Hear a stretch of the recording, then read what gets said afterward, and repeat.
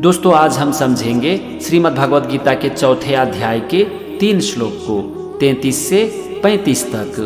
पिछले हर वीडियो की तरह मैं आपको श्लोक के एक एक शब्द का मतलब समझाऊंगा और फिर मैं आपको पूरे श्लोक का भी मतलब समझाऊंगा।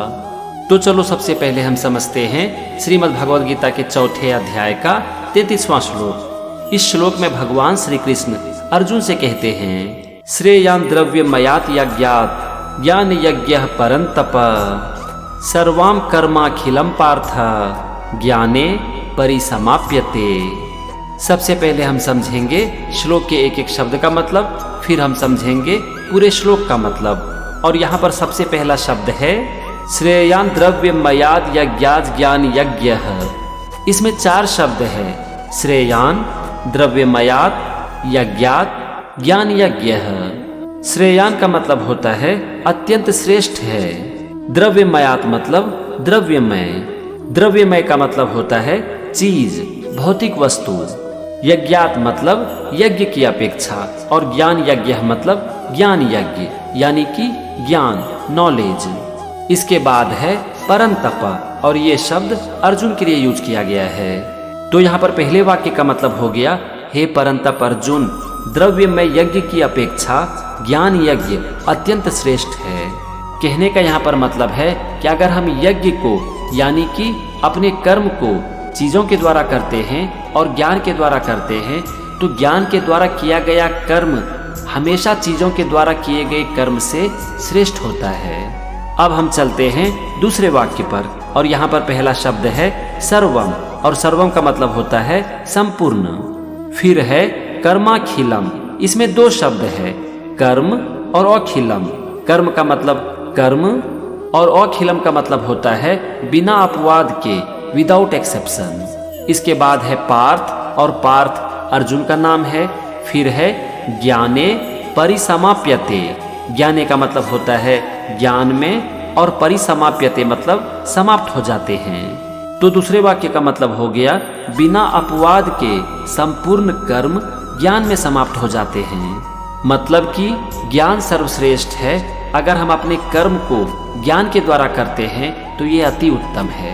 हमने श्लोक के एक एक शब्द को समझ लिया, हमने दोनों वाक्य को भी समझ लिया। चलो अब हम समझते हैं पूरे श्लोक का मतलब। यहाँ पर भगवान श्री कृष्ण अर्जुन से कहते हैं कि हे परंतप अर्जुन, चीजों के द्वारा किए गए यज्ञ की अपेक्षा ज्ञान के द्वारा किया गया यज्ञ श्रेष्ठ होता है, तथा संपूर्ण कर्म बिना किसी अपवाद के ज्ञान में समाप्त हो जाते हैं। भगवान यहाँ पर कह रहे हैं कि ज्ञान सर्वश्रेष्ठ है और सारे कर्म ज्ञान में जाकर समाप्त हो जाते हैं। अगर हम अपने कर्म को ज्ञान के द्वारा करते हैं तो ये चीजों के द्वारा किए गए कर्म से हमेशा श्रेष्ठ होता है। ये था श्रीमद् भगवद गीता के चौथे अध्याय का 33वां श्लोक। चलो अब हम समझते हैं 34वें श्लोक को। इस श्लोक में भगवान श्री कृष्ण अर्जुन से कहते हैं, तद्विद्धि प्रणिपातेन परिप्रश्नेन सेवया उपदेक्ष्यन्ति ते ज्ञानम ज्ञानी नस्तत्वदर्शिनः।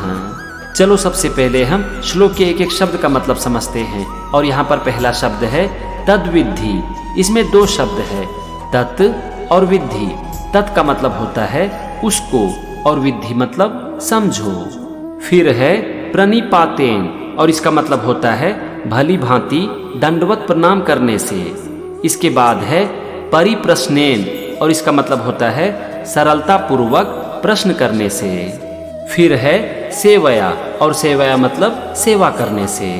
तो यहाँ पर पहले वाक्य का मतलब हो गया उसको समझो, भली भांति दंडवत प्रणाम करने से, सेवा करने से, सरलता पूर्वक प्रश्न करने से। यहाँ पर भगवान बात कर रहे हैं ज्ञानी पुरुष के बारे में, और वो अर्जुन से कह रहे हैं कि तुम उस ज्ञान को ज्ञानी पुरुष के पास जाकर समझो, उन्हें भली भांति दंडवत प्रणाम करो, उनकी सेवा करो, और सरलता पूर्वक उनसे प्रश्न पूछो। अब हम चलते हैं दूसरे वाक्य पर, और यहाँ पर पहला शब्द है उपदेक्ष्यन्ति, और इसका मतलब होता है उपदेश देंगे।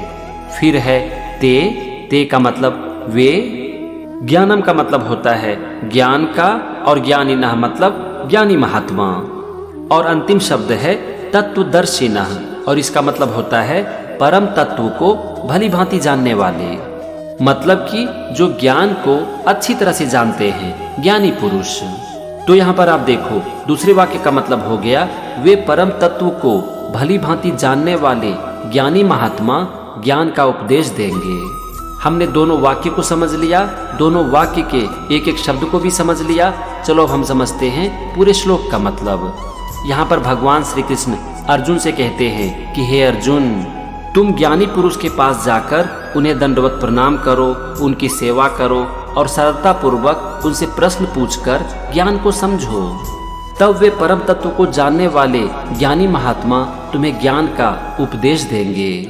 ये था श्रीमद् भगवद गीता के चौथे अध्याय का 34वां श्लोक। चलो हम समझते हैं 35वें श्लोक को। इस श्लोक में भगवान श्री कृष्ण अर्जुन से कहते हैं, यज्ञात्वा न पुनर्मोहम एवं यास्यसि पांडव येन भूतान शेषेन द्रक्ष्यस्यात्मन्यथो मयि। चलो सबसे पहले हम एक एक शब्द का मतलब समझते हैं। और यहाँ पर पहला शब्द है यज्ञात्वा। इसमें दो शब्द है, यत और ज्ञात्वा। यत का मतलब होता है जिसको, और ज्ञात्वा मतलब जानकर। फिर है ना, और ना मतलब नहीं। इसके बाद है पुनर्मोहमेवम। इसमें तीन शब्द है, पुनः, मोहम और एवं। पुनः मतलब फिर, मोहम मतलब मोह को, और एवं मतलब इस प्रकार। फिर है यास्यसि पांडव। यास्यसि का मतलब होता है प्राप्त होगा, और पांडव शब्द अर्जुन के लिए यूज किया गया है। तो यहाँ पर पहले वाक्य का मतलब हो गया कि हे पांडव, जिसको जानकर फिर तू इस प्रकार मोह को नहीं प्राप्त होगा। कहने का यहाँ पर मतलब है कि अगर तुम्हें ज्ञान की प्राप्ति हो जाती है तो तुम कभी भी मोह के जाल में नहीं फंसोगे। चलो हम समझते हैं दूसरे वाक्य को। और यहाँ पर पहला शब्द है येन, और येन का मतलब होता है जिसके द्वारा। फिर है भूतान्य शेषेना। इसमें दो शब्द है, भूतानी और अशेषेना। और यहाँ पर इसका मतलब है संपूर्ण सृष्टि को। इसके बाद है द्रक्ष्यस्यात्मन्यथो। इसमें तीन शब्द है, द्रक्ष्यसि, आत्मनि, अथो। द्रक्ष्यसि का मतलब होता है देखेगा, आत्मनि मतलब अपने में, और अथो मतलब पीछे। और अंतिम शब्द है मई, और इसका मतलब होता है मुझ में। तो यहाँ पर दूसरे वाक्य का मतलब हो गया जिसके द्वारा संपूर्ण सृष्टि को पहले अपने में फिर मुझ में देखेगा। कहने का यहाँ पर मतलब हुआ कि अगर तुम्हें ज्ञान की प्राप्ति हो जाती है तो तुम पहले संपूर्ण सृष्टि को खुद में देखोगे और उसके बाद मुझ में देखोगे। हमने श्लोक के एक एक शब्द का मतलब समझ लिया। चलो अब हम समझते हैं पूरे श्लोक का मतलब। यहाँ पर भगवान श्री कृष्ण अर्जुन से कहते हैं कि हे पांडव, तुम ज्ञान को जानकर इस प्रकार मोह को प्राप्त नहीं करोगे जिसके द्वारा संपूर्ण सृष्टि को पहले अपने में पीछे मुझ में देखेगा।